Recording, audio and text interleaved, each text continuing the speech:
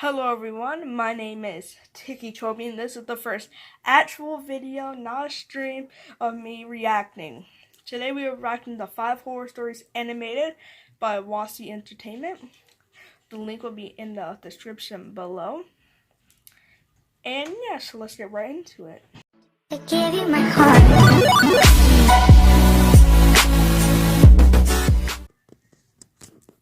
Alright, so let's just get right into the video. So if the camera moves around with that, let's get right into it.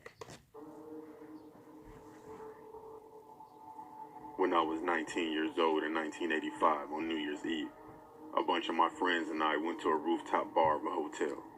About a half hour before midnight, I ran down to my car because I had forgotten my camera. I figured I would have plenty of time to get back up there and find my friends. I grabbed my camera and I got into an elevator all by myself. Well,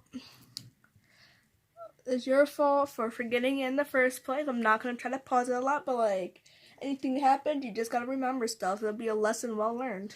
About halfway up, the elevator started shaking and it stopped completely. I was trapped. I have always had a problem with confined spaces, so this was not an ideal situation for me.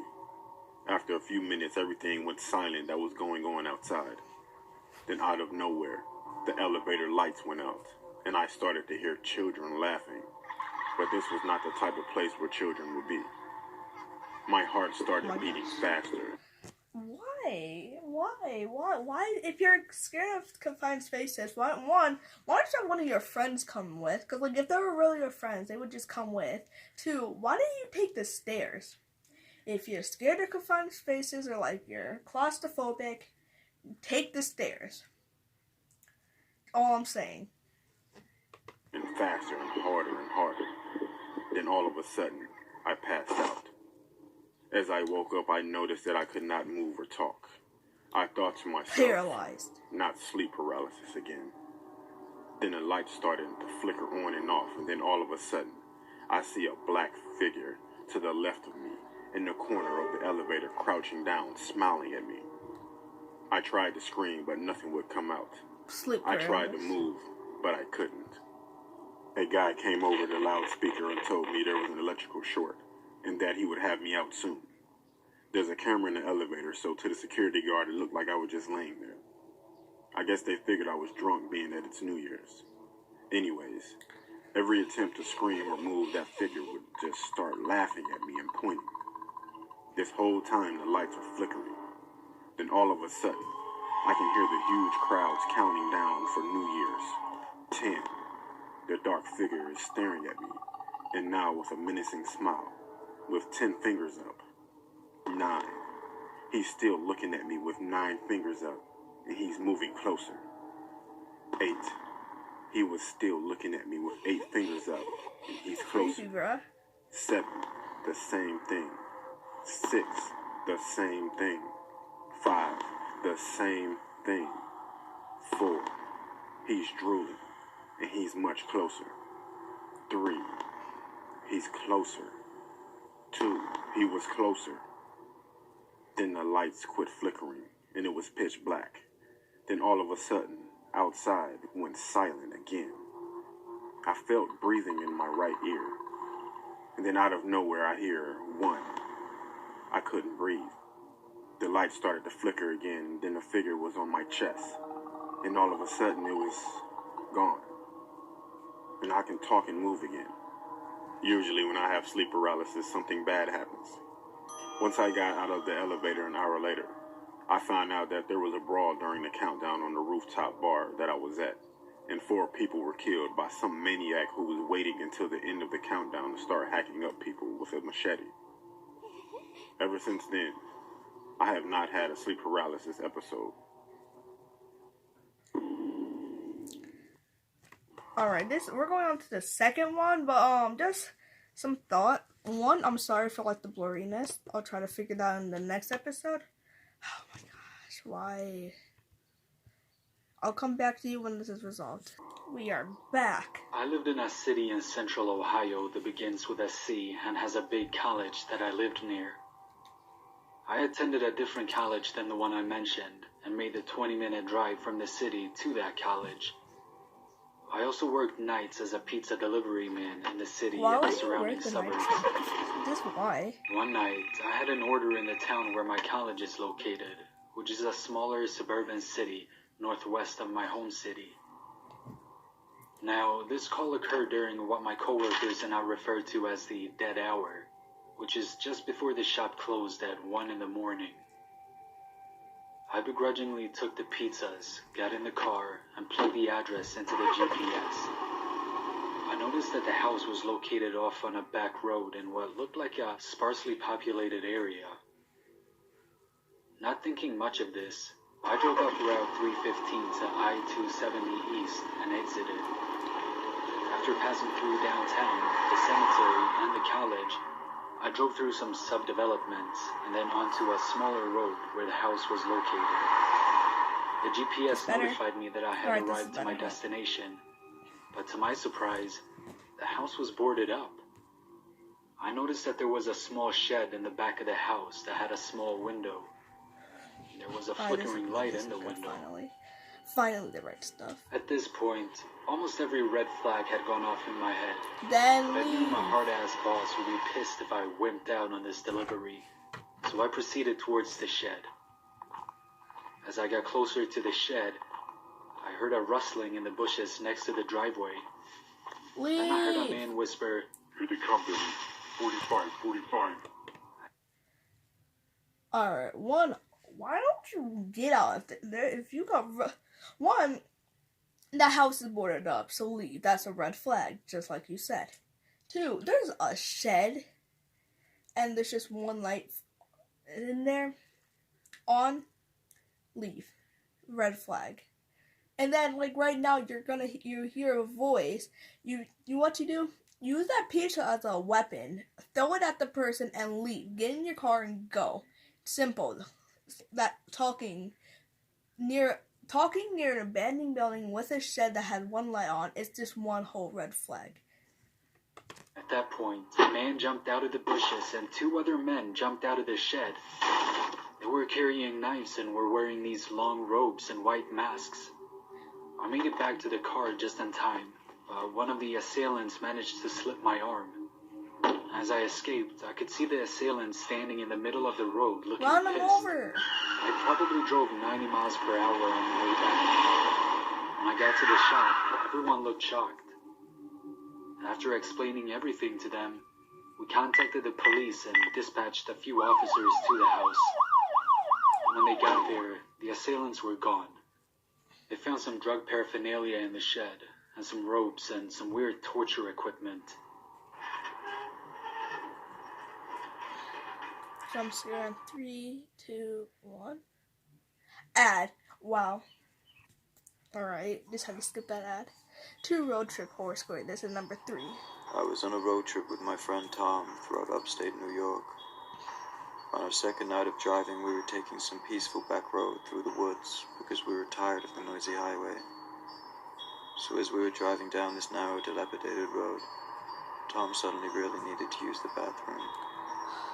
I asked him if he could hold it, but he said that if he held it any longer, his bladder would explode. So I just sighed and tried to find like a gas station or something. There was nothing to be seen though. Go in the woods. So I was thinking about pulling over and letting him piss in the woods. That's actually not a good Finally, idea. I saw lights cutting through the darkness up ahead. It was a Also, 7-Eleven, guys, probably should thank have God. mentioned this earlier, but Before there's I gonna even be parked the cuss car, words, Tom curse rolled the door words. and raised So his if you're side. there's probably gonna be a thing in the beginning. I If you're realized while sensitive waiting to in the curse dark car, I was words, actually you probably hungry, shouldn't so watch I it. pulled out some change from my pocket. It would at least be enough for a bag of crappy Cheetos or something. So then I went inside.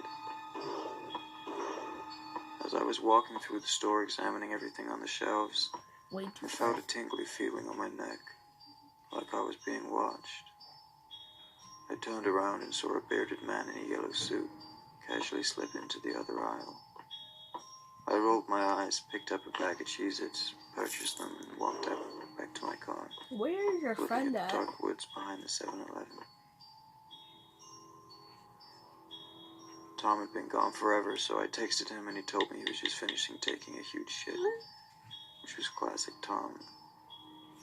I was just crunching on my Cheez-Its when I heard somebody go, "Psst, psst." I quickly looked around but saw nobody. Over here. No, don't go over there. Finally, I spotted don't be a man stupid. peeking his head around a tree in the dark woods. Don't be His stupid. face was all dirty, and he had glassy eyes. We stood staring at each other for what seemed like the longest time, until he said, "Come over here Don't go over there. to show you something." Don't be retarded. Don't be Hell stupid. no. Thank I you. got in my car and locked the doors, Thank you. texting Tom to hurry the fuck up. I told him there was a creepy weirdo outside the car, and he was all like, "Alright, be right over." Later on, he walked out the doors and climbed into the car, and I hit the gas to get as far away from that fucking place as possible. As we were driving, I looked back one last time in the rearview mirror and saw 3 cloaked bulky men standing in the trees surrounding the 7-Eleven.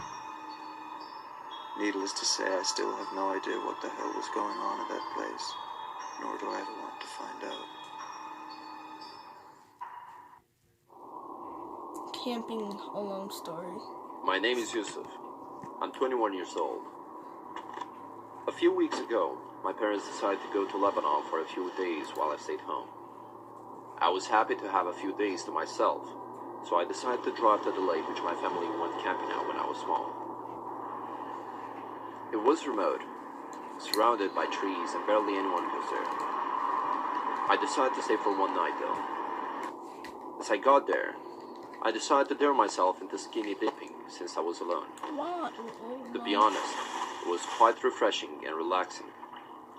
As it was getting dark, I took out some firewood to dry up with a campfire and got my lunch. That night, I dared myself into sleeping naked under my towel as I would never get another chance like this. As I woke up, I was shocked.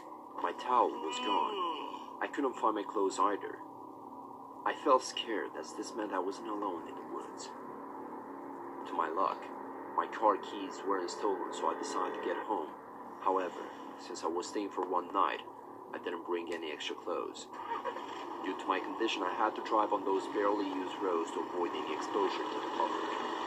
It was a bumpy ride, but it was worth it. After a few hours, I saw a man in the distance near the road. He tripped and hit his head on a rock.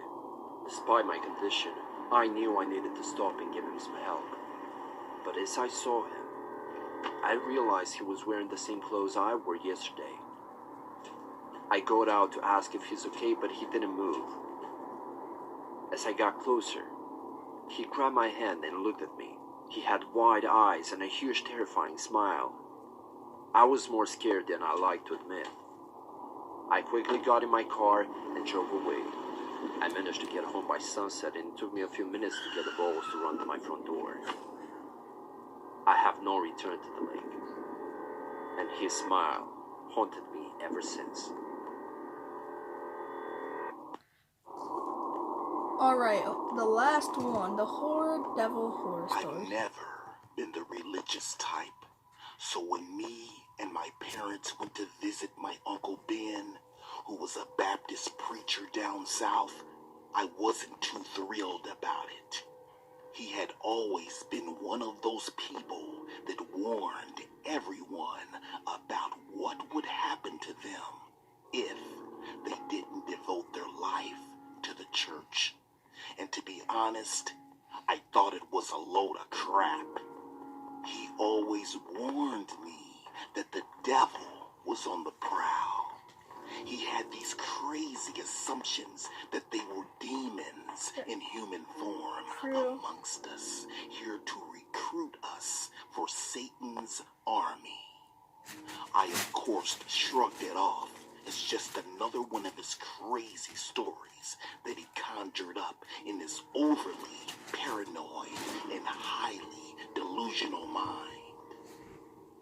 When we had arrived at his house, there he was, standing there to greet us, with his Bible clutched in his fist tightly. As I walked past him, I politely spoke to him, but the only words that escaped his lips were, Are you ready to protect yourself from the devil now? As usual, I told him no, that I didn't believe in such nonsense.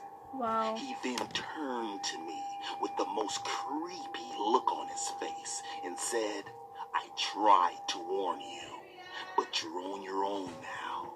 Good luck. You're gone. Sorry about that. My grandma wanted me for something. As I was sleeping in the guest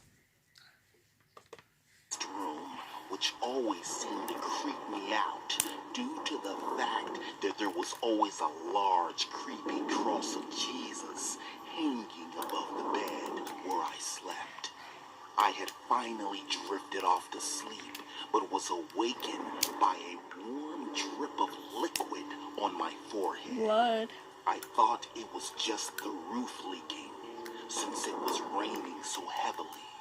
But when I opened my eyes and wiped my forehead, it was not rain. It appeared to be blood, which of course startled me.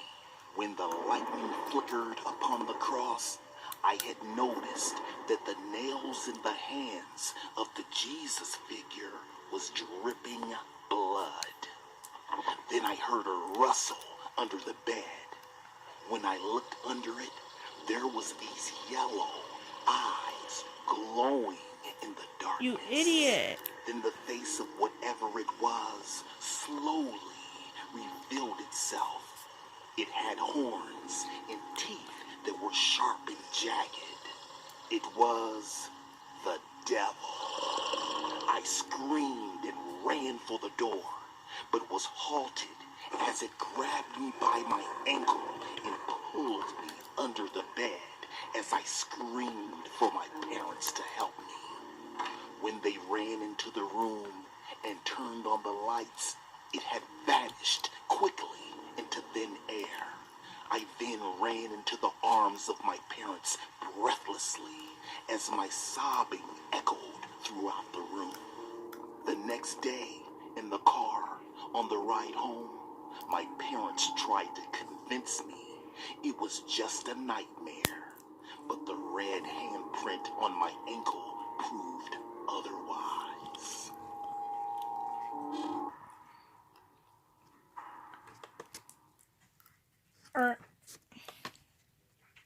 Alright guys, I want you to go to his YouTube channel and subscribe, because make sure to like the video if you want more awesome videos like this. And yeah, make sure to subscribe to me, hit the bell, and like the video if you want more like this. What you're giving, that's how we live it. Don't be mad at the system, it's simply how we've existed. I hear a lot of people talking like they politicians and choose to be